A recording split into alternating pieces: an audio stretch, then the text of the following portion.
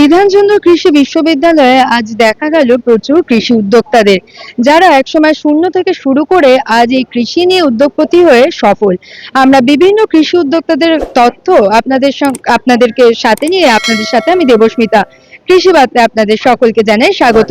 আমরা দেখতে পাচ্ছি বিভিন্ন স্টলে যেমন চাল বিক্রি হচ্ছে, অন্যদিকে ভেগান লেদার, ঘি, তেল, মধু সহ বিভিন্ন জিনিস কিন্তু এখানে রয়েছে। পাশাপাশি যারা নতুন কৃষি নিয়ে উদ্যোক্তা হয়েছেন, যেমন ভার্মি কম্পোস্ট নিয়ে যারা কাজ করছেন, এছাড়াও বিভিন্ন কৃষিজ আধুনিক প্রযুক্তি নিয়ে উদ্যোক্তাদের এখানে কিন্তু দেখা পাওয়া গেল। আমরা কয়েকজনের সঙ্গে কথা বলে জেনে নেব তারা এটা নিয়ে কি ভাবছেন এবং আগামী দিনে একজন কৃষি উদ্যোক্তা হিসাবে তিনি কি ভাবছেন। আমরা বর্তমানে আমাদের সঙ্গে পেয়ে গেছি একজন সফল কৃষককে, যিনি কিন্তু রাষ্ট্রপতি পুরস্কার প্রাপ্ত, এবং আমরা একটু তার সঙ্গে কথা বলে জেনে নেব এই বিশেষ বেশ কিছু কথা। আচ্ছা, আমরা শুনে আপনি রাষ্ট্রপতি পুরস্কার প্রাপ্ত, যে বিভিন্ন ধরনের চালও এখানে দেখতে পাচ্ছি। আপনার কি করেন বা এই নিয়ে কৃষি উদ্যোক্তা হওয়ার পিছনে কি ব্যাপার? অ্যাকচুয়ালি আমরা দেখুন, যখন আমি পড়াশোনা করতাম তখন থেকে বাবার একটা আশা ছিল যে আমরা যাতে মানুষের বা চাষের তো ভালো করতে হয় এবং যাতে সাধারণ যারা চাল বা কিছু খায় তারা যাতে ভালোটা খেতে পারে, সেটা খাওয়ানোর জন্য আমরা দেশীয় জিনিসগুলোকে সংরক্ষণ করা শুরু করি। এবং আমাদের মূল লক্ষ্য হয় প্রথম 4টে জিনিস আমরা মানুষের সুস্থ খাবার খাওয়াবো: চাল, ডাল, তেল, হলুদ। সেই চাল, ডাল, তেল, হলুদের জায়গায় আমরা এই 4টে জিনিস শুরু করি এবং আমরা চালটাকে বেশি করে মার্কেটিং শুরু করি। সেখানে আমরা দেশীয় চাল হিসাবে যে দেশীয় ধান যেগুলো আমাদের হারিয়ে গেছিল, সেই ধানগুলো আমরা বিশেষভাবে সংগ্রহ করি এবং আমাদেরকে বিভিন্ন গবেষণা কেন্দ্রের বিভিন্ন আধিকারিক কিন্তু আমাদেরকে সাহায্য করেন যে কোথায় গেলে কোন কোন ধানগুলো সংগ্রহ করা আছে, সেগুলো আমরা কালেক্ট করি। যেটা কৃষক মানে ভ্যারাইটি, যেগুলো সংগ্রহ করে চাষ শুরু করাই এবং আমি নিজে চাষ শুরু করি এবং বাড়ির পরিবারের চাষিদের চাষ করাই। তারপরে আমার যে গ্রুপ আছে, যে কোম্পানি আছে, এফপিসি আছে, এফপিসির ফার্মারদের দিয়ে আমরা চাষ শুরু করাই। সেই চাষ করে সেই ধানগুলোকে আমরা কালেক্ট করি এবং নিজেরাই আমরা মেশিন বসিয়েছি, সেখান থেকে প্রসেসিং করাই। প্রসেসিং করে সেই চালগুলোকে আমরা এখন বাজারজাত করছি এবং এতে ভালো সাড়া পাচ্ছি। আগামী দিনে আশা করছি আমাদের এই কাজটা আরো বড় হবে এবং যতটা ছোটতে শুরু হয়েছিল এখন আর ছোট নেই, এখন অনেকটাই স্টক এসছে আমাদের। এখন আমরা 100 টন ধান স্টক রাখতেও পারছি এবং চাষিদেরকে সঠিক মূল্যটাও আমরা দিতে পারছি এখন। আমরা বর্তমানে আমাদের সঙ্গে একজনকে পেয়ে গেছি, যিনি ভেগান লেদার নিয়ে কাজ করেন। আমরা আইসিআর নিনফেটের ভেগান লেদারের তথ্য আপনাদের সামনে তুলে ধরেছিলাম। সেটা নিয়ে কিভাবে উদ্যোগপতি হওয়া যায় সরাসরি একটু বিস্তারিত তথ্য শুনে নেব। আচ্ছা, নমস্কার। এই যে ভেগান লেদার, এই ব্যাপারটা কি? ভিগান লেদার ব্যাপারটা হলো কি, যেটা অ্যানিমাল লেদার নয়, অ্যানিমাল থেকে যেটা প্রোটোটাইপ করা হচ্ছে না। অ্যানিমাল ফ্রি লেদার হলো কি ভিগান লেদার, বাট ভিগান লেদারের দুটো ডিরেকশন হয়। একটা হলো কি প্লাস্টিক, মানে পিইউ, পিভিসি, রেক্সিন লেদার। আর একটা লেদার হলো কি যেটার সোর্স হয় বায়োলজিক্যাল সোর্স থেকে বা প্ল্যান্ট বেস সোর্স থেকে।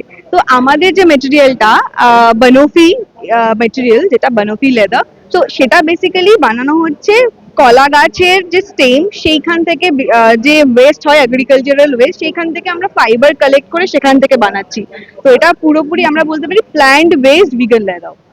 আচ্ছা, এইটা নিয়ে কিভাবে তোমরা কাজ করছো বা কি বিষয়টা, কতজন যুক্ত আছে এবং কোনো কি প্রশিক্ষণ নিয়ে শুরু হয়েছে?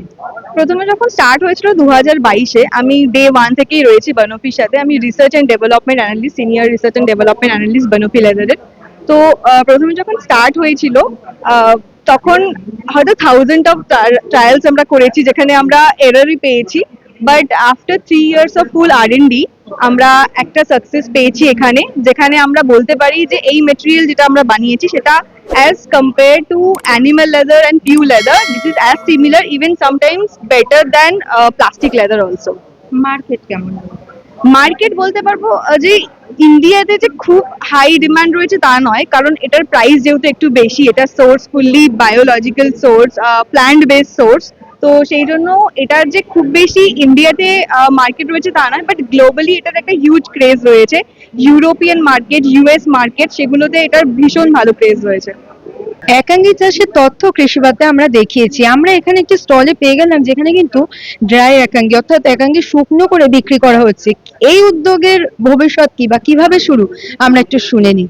আচ্ছা, নমস্কার। যেটা আমরা দেখলাম একাঙ্গী রয়েছে ড্রাই, এটা কেন বা এটা কিভাবে বিক্রি? অ্যাকচুয়ালি এটা টোটালটাই এক্সপোর্ট হয় আমাদের এখান থেকে।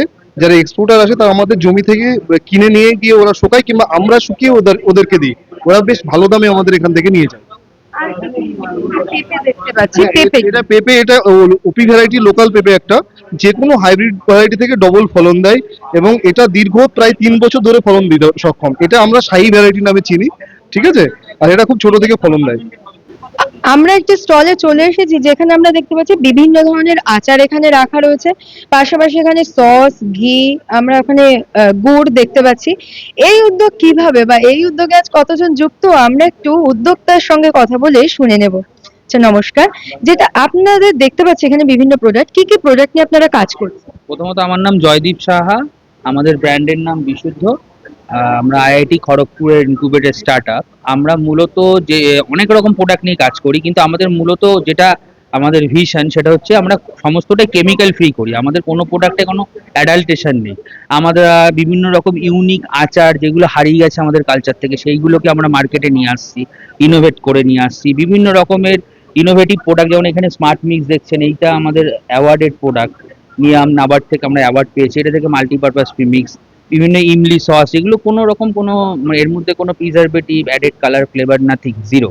এইবার ঘি আছে, আমাদের আরো প্রোডাক্ট আছে। আমাদের অলরেডি আমাদের ফার্স্ট আউটলেট দমদমে ওপেন হয়েছে, চলছে আমাদের দমদমে। আমরা অনলাইনে সেক্টরে রয়েছি।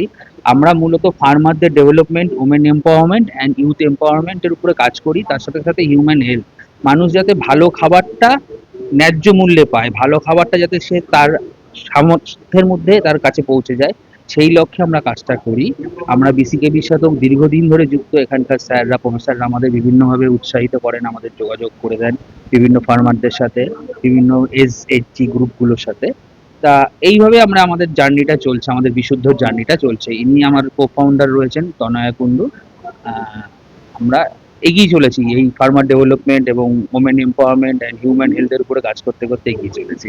আচ্ছা, এখানে তো আমরা দেখলাম বিভিন্ন স্টল, সম্পূর্ণ কৃষি উদ্যোক্তারাই এখানে এসেছেন। তো আপনি কি ভাবছেন, কৃষি নিয়ে উদ্যোগ নিলে আগামী দিনে সফলতার হার কতটা দেখা যায় বা কতটা আশাবাদী কৃষি উদ্যোক্তার? দেখুন, মানুষের খিদে পেলে মানুষ খাবারই খাবে। মানুষ তেলও খাবে না, বোমও খাবে না, কাঠও খাবে না, ইটও খাবে না। মানুষকে খাবার খেতে হবে এবং সেটা সুস্থ খাবার খেতে হবে, বিশুদ্ধ খাবার খেতে হবে, যেই খাবারটা খেলে সে শারীরিকভাবে সুস্থ থাকে। আপনার মনে থাকবে 2020, 2021 সালে যখন আমাদের কোভিড চলছিল, তখন মানুষ একটা জিনিসের জন্য পাগল হয়ে যাচ্ছিল, সেটা হচ্ছে ইমিউনিটি। আর ইমিউনিটি তখনই গেইন হয় যখন আপনি কোনো ভালো খাবার খান। আদারওয়াইজ আপনি বাজে খাবার আপনার বাজে স্বাস্থ্যের আসল কারণ, আর সুস্থ খাবার আপনি নীরোগ থাকবেন। তা আগামী দিনে পুরো মার্কেটটা এবং আগামী দিনের ইকোনমিটাই ডিপেন্ড করবে কৃষির উপরে। যে দেশ যত বেশি কৃষিতে উন্নত থাকবে, যত বেশি সুস্থ, ন্যাচারাল, প্রাকৃতিকভাবে কৃষিজাত পণ্য উৎপাদন করবে, ইকোনমিক্যালি সেই দেশ তত বিশ্বের মধ্যে এগিয়ে যাবে। ভারত এখন মানে থার্ড কান্ট্রি ইকোনমি দিকে রয়েছে। আগামী দিনে ভারতবর্ষ এই কৃষির উপর নির্ভর করেই এবং কৃষিকে ভর করেই প্রথম অর্থনৈতিকভাবে বিশ্বের প্রথম কান্ট্রি হবে, দেশ হবে। কৃষি আগামী দিনে সকল মানে আমাদের ভারতবর্ষের ইয়ং জেনারেশনের জন্য একটা বীভৎস বড় মার্কেট হবে, তাদের আয় উন্নতি এবং সমস্ত কিছুর জন্য। ধন্যবাদ। আমরা কিন্তু শুনলাম যে কৃষি যখন দেশের ভিত্তি, সেই জায়গায় দাঁড়িয়ে আজ যারা কৃষি নিয়ে বিভিন্ন উদ্যোগ নিয়েছেন তারা যথেষ্টই সফল এবং তারা আগামী দিনের জন্য আশাবাদী। বর্তমান প্রজন্মের অনেক ছেলে মেয়ে যখন কৃষি নিয়ে পড়ার পর কি করবেন বুঝে উঠতে পারছে না, সেই সময় দাঁড়িয়ে এই ধরনের উদ্যোক্তারা তাদের কিন্তু কৃষির প্রতি আরো আকর্ষণ জাগাচ্ছে এবং কৃষিতে যে সফলতা সত্যিই পাওয়া সম্ভব সেই বার্তা দিচ্ছেন। এরকম আরো নতুন নতুন তথ্য জানতে অবশ্যই ফেসবুকে আমাদের কৃষি বার্তা পেজটিকে ফলো করে রাখুন এবং ইউটিউবে কৃষি বার্তা চ্যানেলটিকে সাবস্ক্রাইব করে বেল আইকনটি প্রেস করে রাখুন, যাতে সবার প্রথমে নোটিফিকেশনটি আপনার কাছে পৌঁছে যায়। নমস্কার।